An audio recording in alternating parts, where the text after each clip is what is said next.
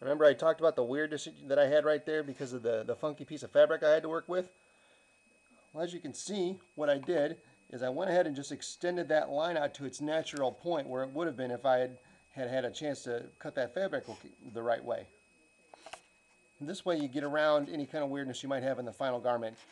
And if it does get all funky and you have to trim stuff, that's okay because it's in the armpit, which no one really ever sees anyway.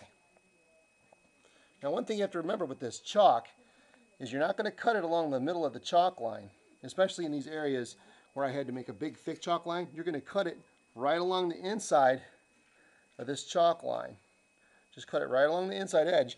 And if you're working with a piece of fabric or with a garment that's where that's an issue, where you have to cut it really closely and be really exact, just remember to cut it along the inside of that edge and you'll be okay. I don't really have to worry about that so much right now because I've got a lot of fabric to work with and it's all fairly forgiving. But when you're done, this is what you wind up with.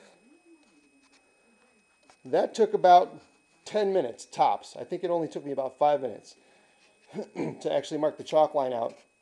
If you count the time I spent carefully lining up the fabric and then carefully pinning that all together and then laying the chalk line down, you're looking at about a half an hour right there. I'm just going to guess. I didn't time it. I don't have a time clock, so I'm just guessing. All right, that's going to be all for now. I'm going to cut this piece out, and the next piece I'm going to show you how to cut the front pieces and the sleeves out, or rather in the next episode. Stay tuned to the gierpat4 channel.